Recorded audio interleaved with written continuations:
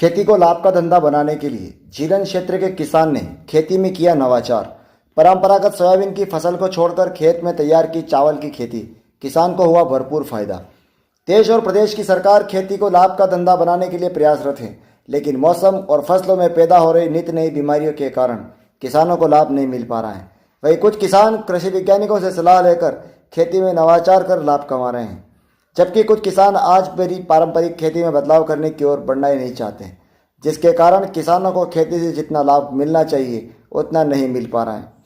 जीरन के किसान रामजस मेरावत ने खेती में होते निरंतर नुकसान को देखते हुए इस वर्ष कृषि वैज्ञानिक एवं नवाचार करने वाले किसानों से जानकारी जुटाकर सोयाबीन की फसल को बजाय चावल यानी धान की खेती की है, जिससे किसान रामजस मेरावत को अच्छा लाभ हुआ है।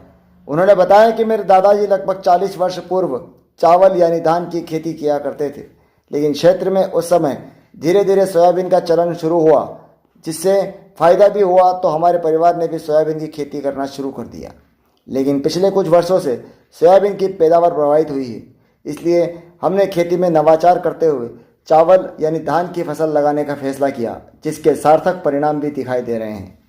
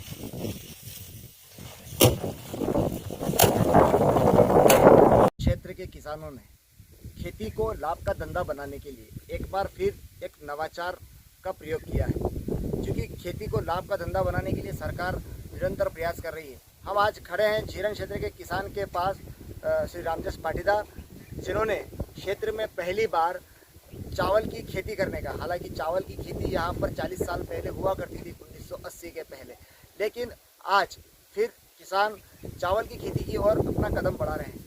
आइए हम जानते हैं रामजस जी पाटीदार से कि आखिर अब तक जो क्षेत्र में जो एक चल रहा है, सभी लोग सोयाबीन की खेती कर रहे हैं और अचानक से इन्होंने एक चावल की खेती करने का कैसे निर्णय लिया और क्यों, आइए जानते हैं।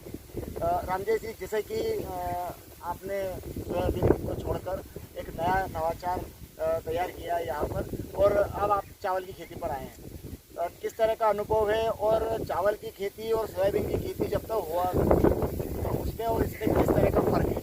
80 के दशक से पहले हमारे परिवार में यहाँ चावल की खेती होती थी। जब मैं बहुत छोटा था उस समय हमारे दादाजी पिताजी चावल की खेती करते थे। परंतु हुआ क्या, जब नई सोयाबीन की फसल कृषि के क्षेत्र में आई तो फिर हमने चावल को हटा करके हमारे दादाजी के समय से सोयाबीन लगाना प्रारंभ किया। उस समय सोयाबीन का काफ़ी अच्छा उत्पादन होता था।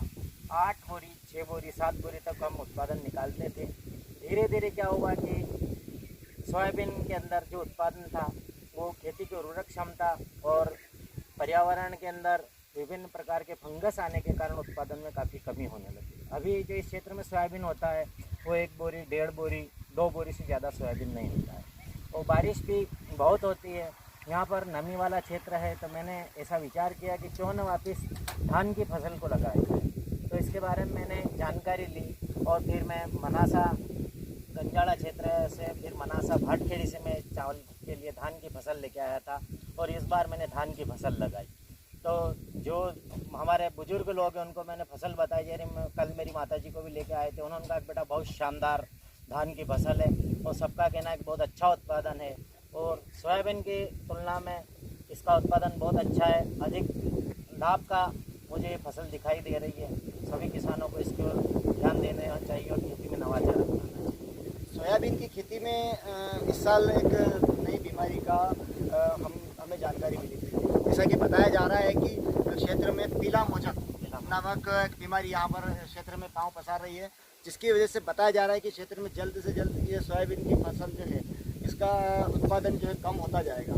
तो इसके बारे में क्या कहना है? क्या ये इस तरह की बीमारी से धान की फसल पे कोई फर्क तो नहीं पड़ेगा? एक किसान भाई के पास बारिश में भी अगर पिलाने की व्यवस्था है तो मेरा ऐसा मानना है कि जहाँ पर पानी भरा नहीं रहता है ऐसे क्षेत्र में, ऊंचे क्षेत्रों के अंदर भी हम धान की फसल लगा सकते हैं। जैसे कि मैं विचार कर रहा हूँ कि गांव के पास में जो मेरा खेत है उसमें मेरे पास पर्याप्त पानी है, तो अगले साल में हो सकता है कि वहाँ पर भी चावल की फसल भी, धान की फसल ही लगाऊँ। सोयाबीन के बजाय धान की फसल मुझे ज़्यादा लाभकारी दिखाई दे रही है। तो इसको हम पानी की अगर कमी होने पर थोड़ा सिंचाई करके भी उस पानी की पूर्ति को हम कर सकते हैं। ऐसा मानते हैं लोग कि धान की फसल के अंदर पानी भरा रहना चाहिए, परंतु ये जरूरी नहीं। केवल इसके लिए नमी का होना आवश्यक है। अपने क्षेत्र में अगर अपनी जमीन की और नमी बराबर बनाए रखा तो उत्पादन में कोई फर्क नहीं पड़ता। तो उत्पादन का समय जो है उसके बारे में थोड़ा सा विस्तार से बताएं कि कितना समय ये फसल पकने में लेती है? पहले की जो धान की फसल हुआ करती थी वो हमारे दादाजी बताते कि 4.5 महीने के लगभग लगते थे, और आज की फसल आज 110 दिन में, बिल्कुल लगाने वाले दिन से आज 110 दिन में फसल कट करके तैयार है और आज इसकी कटाई हो रही है। तो पहले में और आज में बहुत बड़ा फ़र्क हो गया। नए बीज आए हैं, बहुत कम समय के अंदर ये पक करके तैयार हो जाते हैं। इनकी वैरायटी भी बहुत अच्छी है। पहले इतनी बढ़िया क्वालिटी के चावल नहीं हुआ करते थे, मार्केट के अंदर इसकी बहुत अच्छी डिमांड है। अभी जैसे गांव के अंदर सुना है कि मैंने धान की फसल लगाई है, तो अभी से बुकिंग प्रारंभ हो गई कि हमें बीज की ज़रूरत है, हमें बिना पॉलिश वाले चावल की ज़रूरत है, आप हमें उपलब्ध कराएंगे, तो लोग इसके खरीदार भी तैयार हैं। जी, तो जिस तरह से आपने खेती में जो नवाचार किया है, हो सकता है वो क्षेत्र में आने वाले में समय में किसानों भी इसकी तरफ रुचि दिखाएंगे और खेती को लाभ का धंधा बनाने के लिए जो प्रयासरत है वही उनका यह प्रयास सफल हो और हर किसान को खेती का लाभ का धंधा बने। किसी भी किसान को इसका नुकसान ना उठाना पड़े, जो कि बारिश की वजह से, कम बारिश की वजह से ऐसी स्थितियाँ निर्मित होती है। मैं आपको शुभकामनाएं देता हूं और क्षेत्र के किसानों से भी यह अपील करता हूं कि इस संबंध में वो अधिक से अधिक जानकारी जुटाकर और क्षेत्र में किसान के जो खेती किसानी का जो काम है उसमें नवाचार के प्रति अपना ध्यान आकृष्ट करें।